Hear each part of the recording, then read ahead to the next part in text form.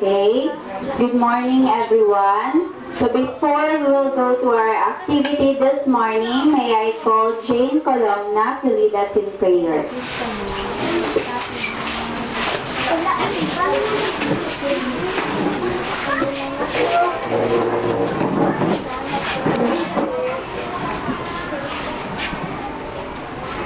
Lord, we are gathered once again in your presence to start a new day.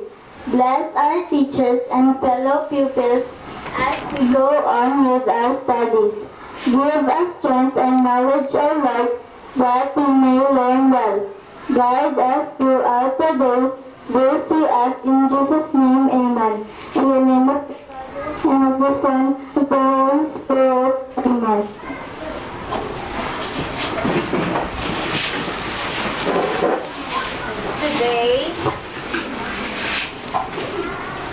Today, we will be having an activity that is debate. So class, are you familiar with the debate? Yes! Okay, it is good to hear that you already know what debate is. Debate is a discussion between people in which they express different opinions about a question or statement. So in this activity, you will learn to become knowledgeable and open-minded about subjects.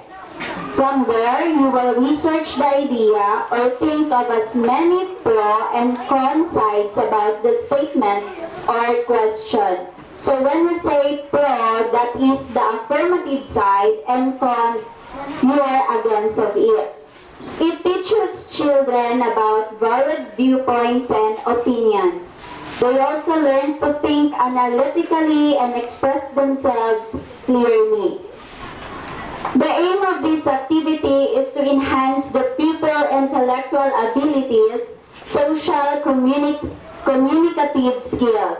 Specifically, provide pupils with the opportunity to think critically, improve the communication abilities, solve problems creatively, and increase their self-confidence as debater in theory, persuasion, organized communication, and arguments. So we have guidelines for this activity. First, a debate has two teams, an affirmative side and the negative side. So each team consists of 4 speakers. The first speaker in the affirmative will begin the debate, to be followed by the first speaker of the negative side. This pattern is maintained until the 4th speaker of each team. Each speaker will be given 2 minutes, each with a warning by our timekeeper to sum up and finish, then a final warning.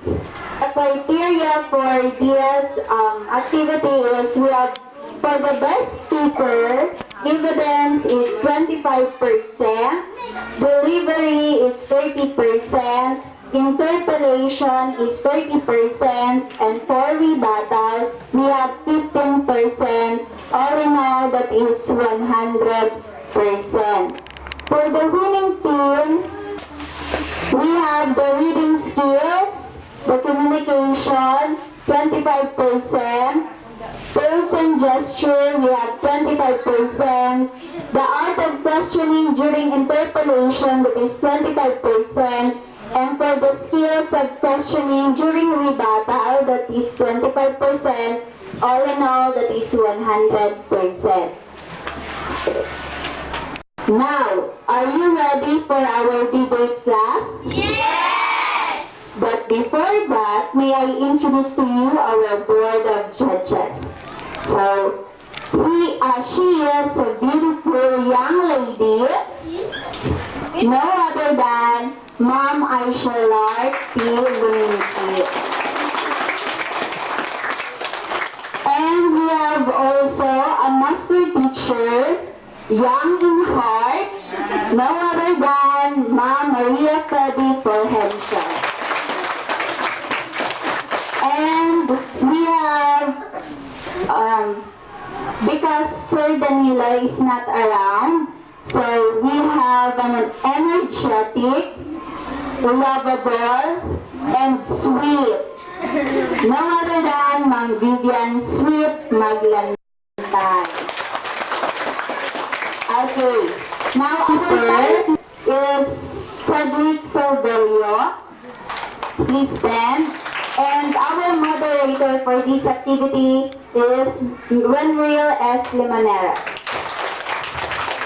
Now, without further ado, let us start our debate. So, may I call our moderator?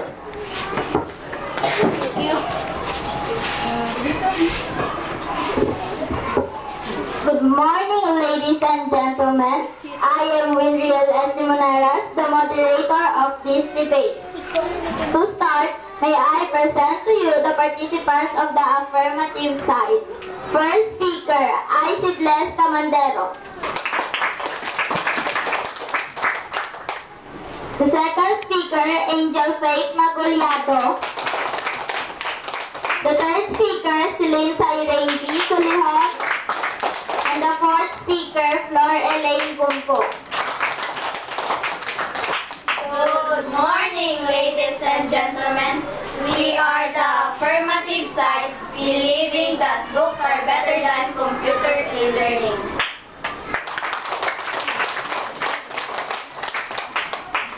In the negative side, we have first speaker, Carla May Kaangay. The second speaker, Armea Shane Rania. The third speaker, Vanessa Joy Maglantay. And the fourth speaker, Nais Yandea Alvis. Good morning, ladies and gentlemen. We are the negative side, believing that computers are better than books in learning.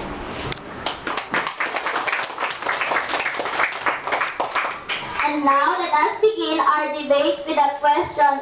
Are books better than computer in learning? May I call the first speaker in the affirmative side to be followed by the first speaker in the negative side.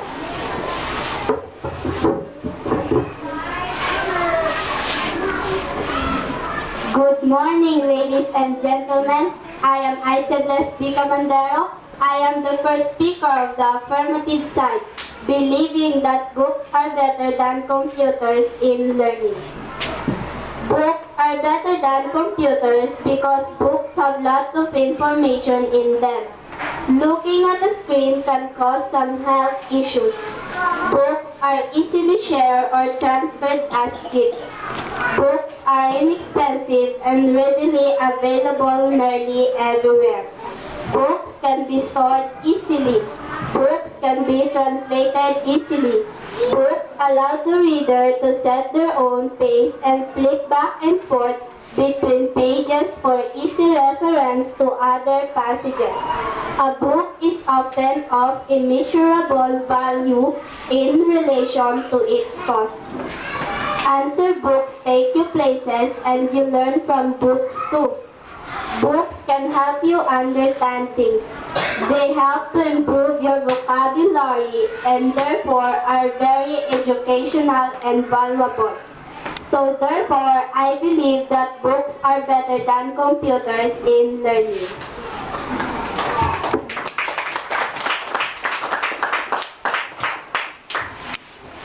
Good morning, ladies and gentlemen. I am Carla May Kaangay. I am the first speaker of negative side, believing that books are better than computer in learning.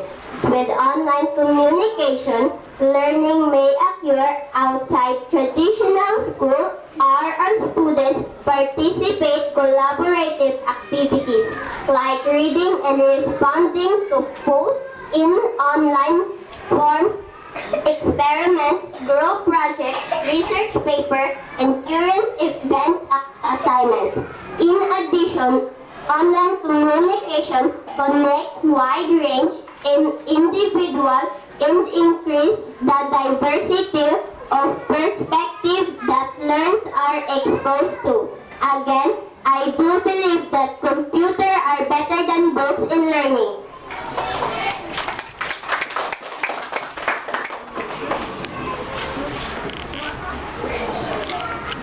given 1 minute for the interpolation.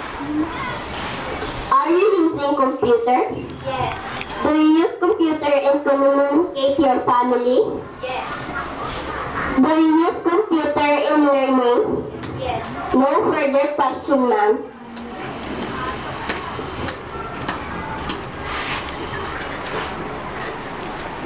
Do you have favorite stories? Yes. Do you read books to review? Yes. If someone had a computer, do you think that someone would take the time to read online books? Yes. No further question, ma'am.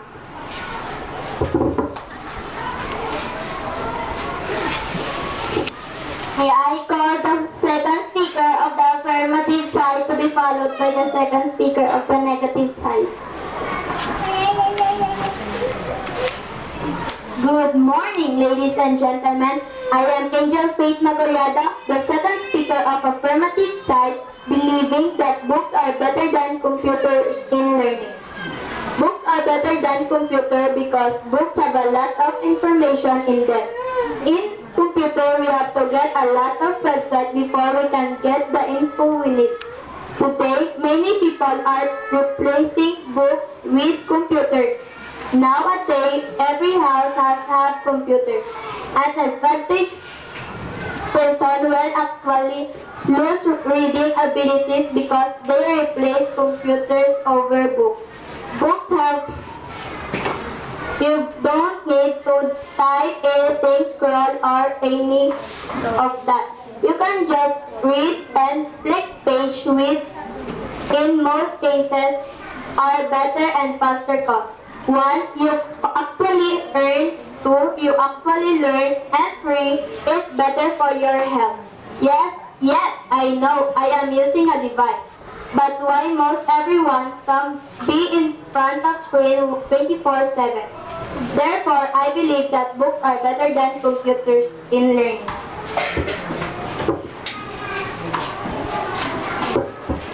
Good morning, ladies and gentlemen. I am Armea Chain Espana, the second speaker of the negative side, believing that computers are better than books in learning. The new analphabet is the one who doesn't know how to use computers. If you in the earth in the past 10 years, you know that today we do practically everything on computer. We work, we shop, we have fun, we talk, and all thanks to the computer. So computer is more convenient. Nowadays, you have access anytime and at any place you want. You have internet at home, free Wi-Fi hotspot in every coffee house, even your mobile phone. If you want, you can be online all day long. More practical. You can be chatting in the Facebook in one tab, checking the email in the other, and searching the web in 3 other tabs, and everything in one screen. Much bigger than a normal library. The internet is almost infinite. Every second, new content is added and about almost everything and from every point of view imaginable. And that means a lot of juice for your research. We can get different points of view about the same subject. The internet is like a huge discussion board. With that, you can improve your discussion skills and learn with new things. Therefore, I believe that computers are better than books in learning.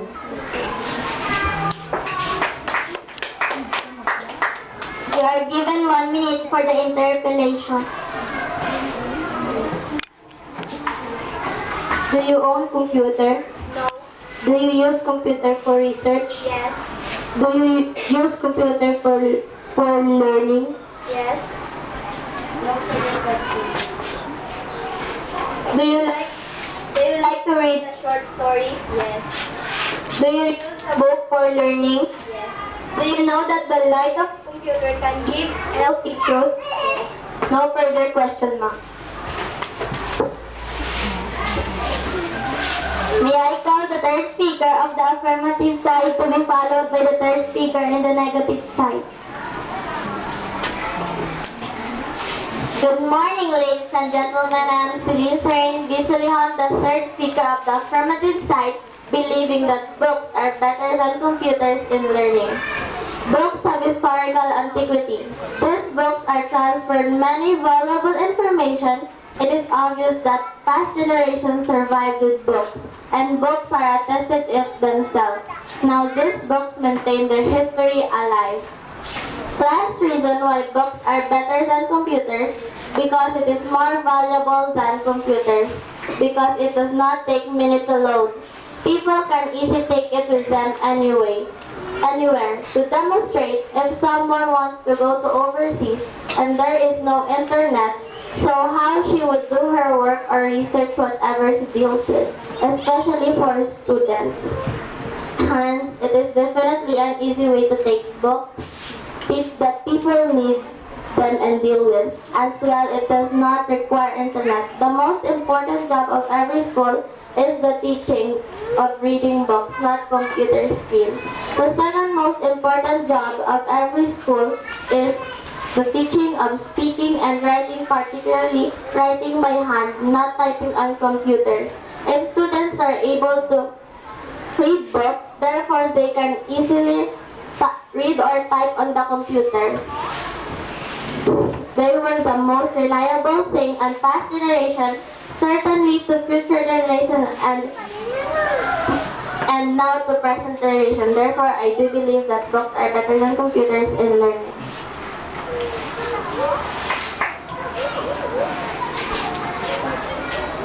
Good morning, ladies and gentlemen. I am Vanessa Georgie Maglantan. I'm the third speaker of the negative side, believing that computers are better than books in learning. Internet is useful tool to update the knowledge. Their use of computer and is internet among students. Advantage in important technology have changed our lifestyle. Use of computer and internet is a part of the student daily activity. Use of the internet is integrated in their daily communication habit and has become a technology has the ordinary as their telephone and television. The internet is a user information friend communication medium which tool effective. With internet, the required information on the internet is usual update which helps in updating the recent knowledge and motivate students to understand research activity. Once again, therefore, I believe that computers are better than books in learning. You are given 1 minute for the interpolation. Do you use computer? Yes. Do you go internet cafe? Do you research in computers? Yes. When you was a child, do books help you read? Yes. Do you read books in school? Do you like to read books? Yes. No further question, ma'am.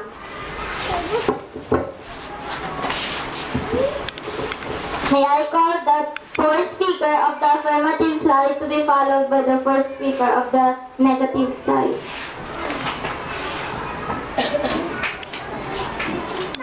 Good morning, ladies and gentlemen. I am Flor Elaine Gumbok, the fourth speaker of the affirmative side, believing that books are better than computer in learning. Books are better than computer because when we look up something, your brain is having to think, so that is good. And you are reading rather than staring at a screen and typing in something. So, in a conclusion, if you have a book on a thing you are looking at, always go for the book. It's better for you, your brain, and your education. When you read a book, you seem to understand whatever it is, that you are reading a lot than you would when you read something on a computer. Because with a computer, you may not understand the story or point that you are reading very well. Usually, when reading a book, you tend to get lost in your imagination. But in the computer, you may not. Today, many people are replacing books with computers. Books won't affect for eyes even for a long period. Looking at a computer screen may cause effect for eyes.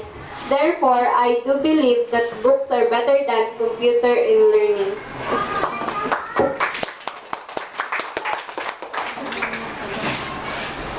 Good morning, ladies and gentlemen. I am Nice Shandaya S. Alviso. I am first speaker of negative side, believing that computers are better than books and learning.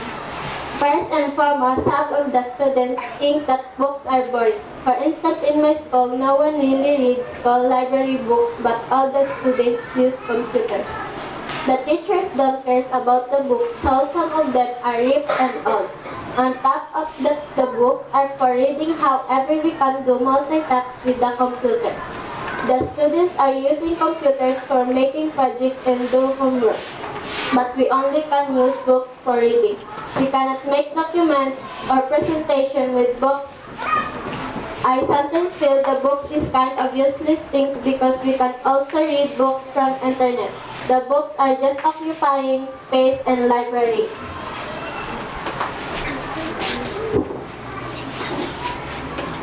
You are given 1 minute for the interpolation. Do people want to use computer? Yes. Do you think that people want to use book? Yes. Do you use computer than books in learning? Now further question. Did you bring book in school? Yes. Did you buy book for learning more? Yes. Are you treating books as your partner in every learning? Yes. No further question, ma'am.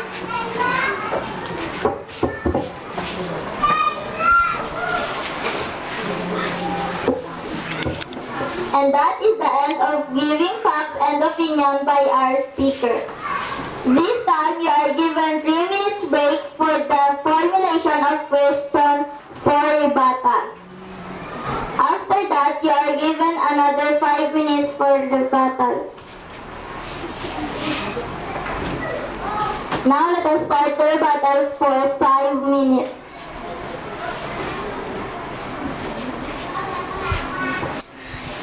Books are boring. Why do you think that books are better than computer in learning? Books are better than computers in learning because books have lots of information in them. Books can help you understand things. With books, you don't need to type. Today, many people are replacing books with computers. Books are inexpensive and readily available nearly everywhere. A book is often of immeasurable value in relation to its cost. Answer books take you places and you learn from books too. Why do you like computers rather than books in learning? Because you can communicate your family in other countries and you can get more information by researching educational movies so that you can learn more things. Do you think it is better to research in computer than book? Why do you think so? No, because I do believe that books are better than computers in researching because when there is no electricity, how a pupil like us do our homeworks and for whatever we deal with for finding the right information we need. What can you say that other people did not know how to use computer? Ask your older brother or sister how to use computer. Why do you think that computers are better than books in learning?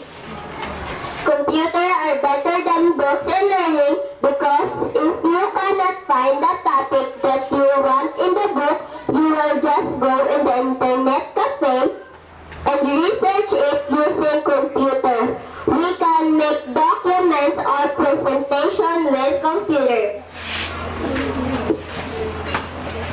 The books are for reading. However, we can multitask in the computer. Why are you using books in learning? I am using a book for learning because it is a lot of information and then it gives a vocabulary and knowledge for kids and others. Why do you think internet is useful? Internet is useful because it helps people, especially for students, to research their homeworks and projects. Not just homeworks and projects, to open other websites, to like FB, YouTube, Play Store, Google Map, Google, and other websites that needs internet. Are students using computers for making projects and homework? Sometimes, some students use computer to do their homework, but others they don't like to get their answer in the computer because they like to get their answer in books. If they don't have their own computer, they think it's just going to internet cafe that can be waste time. Instead, they better do reading books for getting answers.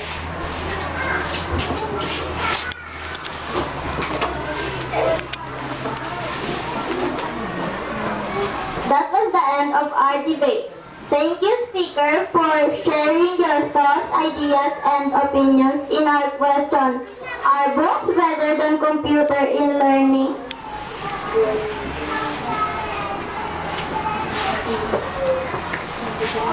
Okay, congratulations, speakers.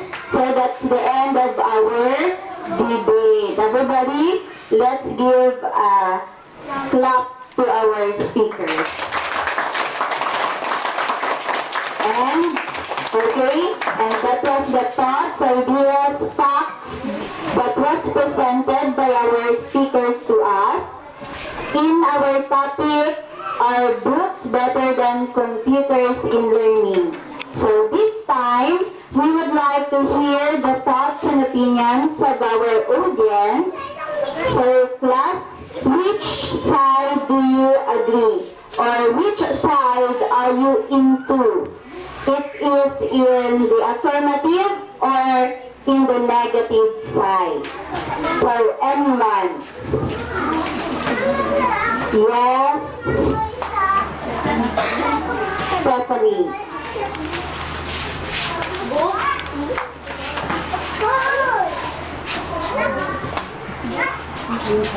Books are better than computer in learning because books are better than computer. Books are without a doubt better than computer. While sometimes your resources may not be truthful, when you can look it up in unknown institutions, book where it's definitely reliable. Computer need electricity and viruses. Many AKA as book do not require any confusing technology and are 100% virus. Okay, so may I call our representative from the Board of Judges to tell us who will be the winner and who will be our best speakers. Ma'am Aisha Lark Lumingkit.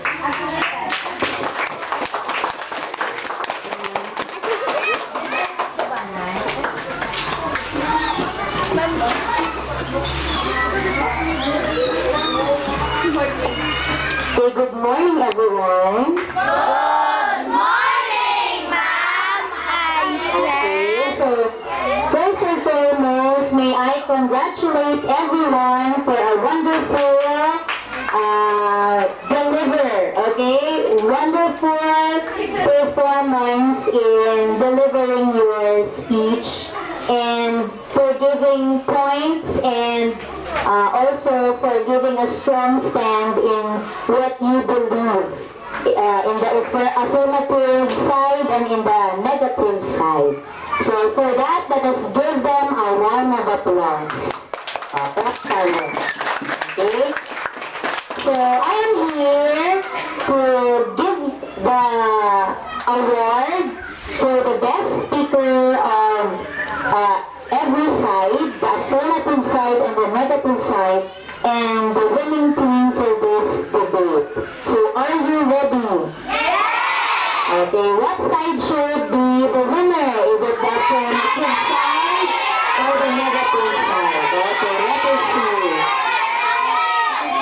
Okay, so first, bago natin i-reveal ang winning team, let us acknowledge first the best speakers of this event. So Okay, she got 93.67%, okay, of the given criteria. So the best speaker from the affirmative side is Miss Celine Sullivan. Let us give her a round of applause. Okay, so congratulations, Celine. And for the negative side, for the best speaker of the group, let us congratulate her. Siyempre, kasi babae, not babae. Okay, she got 94.33% of the criteria given. So let us congratulate Vanessa Joel Maglantay, our best speaker in the negative side. Okay, congratulations. Now, for the winning team, okay, so who's it gonna be? The affirmative or the negative? Okay, who says affirmative? Okay, who says negative? Well, we are in the computer side. Okay, so the winner or the winning team for this debate, which, okay, got 94.25%. Actually, only percent lang ang differensya. Okay? But everybody was very good in delivering their piece. So, the winning team for this event is the Negative! okay, again, they got 94.25%. That is in the affirmative side. So, books are better than computers in learning. Okay, thank you. Thank you, Ma'am Aisha, for that, for telling us who won. So congratulations for the affirmative sides, and congratulations also for the negative sides for giving their best. Okay, so that's the end of our class debate. Congratulations to all, and mabuhay.